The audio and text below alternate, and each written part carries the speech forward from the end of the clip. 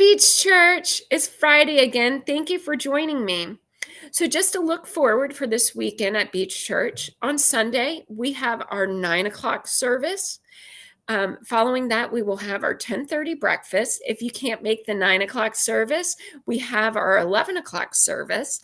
And then after the 11 o'clock service, it is our first fruits.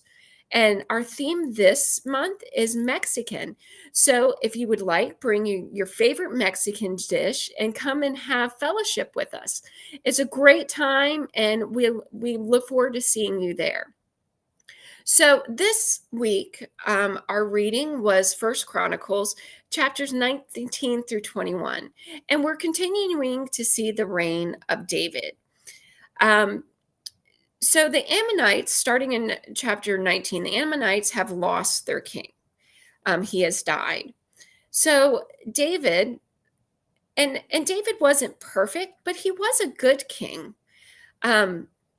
He sends messengers to comfort the new king because it was his father that had passed away. But the new king's advisors say that the messengers that David was sending were spies, and they convince the new king of this. So what does he do? He humiliates these men. He cuts off their beards. He cuts their clothing. And as you know, back then, this was a very embarrassing, very degrading thing. Well, this gets back to David, and we know King David, it infuriated him. So what happened? They went to war.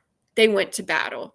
And the Ammonites even pulled in allies of theirs from Syria to go up against King David and Joab and the Israelites, and they did not prevail. Like, King David won, and it was a bloody battle. So we look at chapter 20, which is a very short chapter if you read it, and Joab leads David's armies, and they even go and they take down giants. They talk about a giant with 6 toes and 6 fingers, and they were still victorious. Well, let's remember, they are blessed by God. So we come to chapter 21. And so let's look at King David. He's won all of these battles. He's looked at and respected very highly. And so David, being on his high horse per se, says, I need a census. And this angers the Lord. The Lord doesn't want him to do this. But David goes ahead and does it anyway. And in angering the Lord wants to punish. And so he offered David 3 choices. And the 3 choices were 3 years of famine, 3 months of fleeing the enemy, or 3 days of a plague. Well, David chose 3 days of a plague. And almost 70,000 died, or about 70,000 died. And David saw the destruction, and he felt in his heart, and he knew that this was his sin to bear. And so he cries out, and then the angel of destruction was there, and he cries out and he says, God, this was my mistake. I see what I did. So then he builds an altar, and he makes a sacrifice, and he repents because he saw the error of his ways. So you ask, why would the Lord be so angry about a census? We take census all the time. Well, it's because God asks us to have faith in him.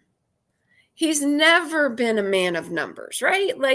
Or a being of numbers. I'm stand corrected. God is all knowing, and he's all things.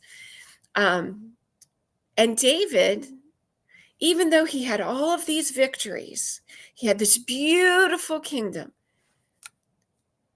he was finding that he wanted to make himself known in numbers.